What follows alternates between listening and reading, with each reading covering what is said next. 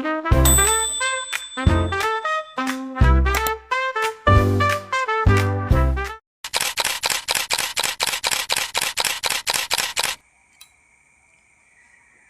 gara-gara satu komentar, kenapa bisa jadi konflik besar di media sosial?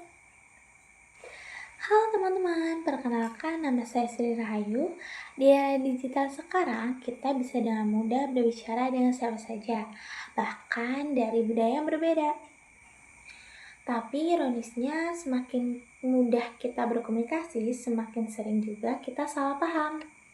Banyak konflik di media sosial sebenarnya bukan karena niat buruk, tapi karena kita tidak memahami cara komunikasi orang lain. Nah, di video ini aku akan bahas tentang etika komunikasi lintas budaya di media sosial dan kenapa perbedaan kecil bisa memicu kesalahpahaman besar di dunia digital. Di media sosial itu sebenarnya mempertemukan banyak budaya dalam satu ruang. Masalahnya, setiap budaya mempunyai cara komunikasi yang berbeda. Dalam teori komunikasi antar budaya, ada dua konsep penting, yaitu high context culture dan low context culture. High context culture adalah budaya yang komunikasinya tidak langsung, penuh makna tersirat, contohnya seperti budaya Asia termasuk Indonesia. Sedangkan low context culture adalah budaya yang komunikasinya langsung, jelas dan to the point. Contohnya seperti di negara barat. Nah, di media sosial, perbedaan ini seringkali menimbulkan salah paham. Misalnya, orang dari budaya barat yang berbicara langsung dianggap kasar oleh orang Indonesia.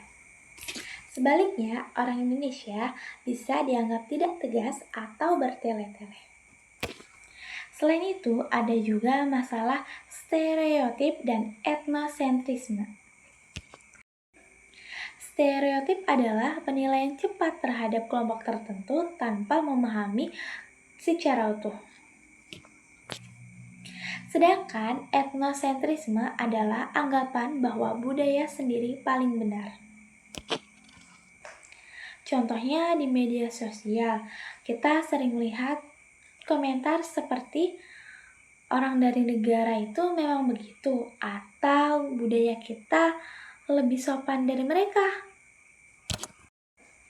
Komentar seperti ini terlihat sederhana, tapi sebenarnya itu bisa memicu konflik digital. Masalah ini jadi semakin besar karena di media sosial kita tidak melihat ekspresi wajah, nada suara, dan konteks langsung.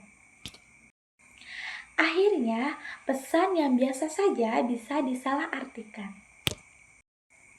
Ditambah lagi dengan fenomena cancel culture di mana seseorang bisa langsung diserang banyak orang tanpa memahami latar belakang budayanya.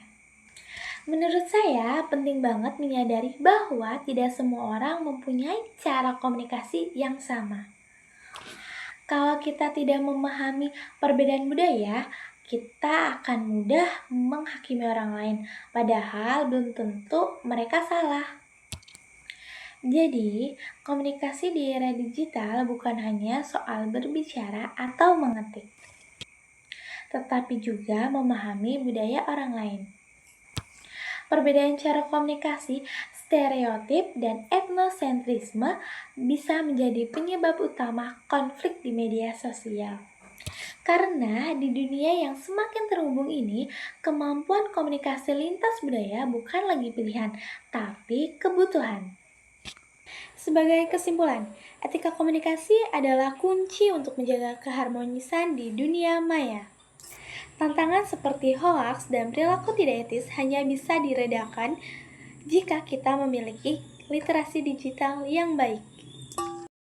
Solusinya dimulai dari diri kita sendiri, saring sebelum sharing. Mari kita tingkatkan tanggung jawab digital dengan menghormati hak privasi orang lain, dan selalu mengedepankan empati dalam setiap komentar.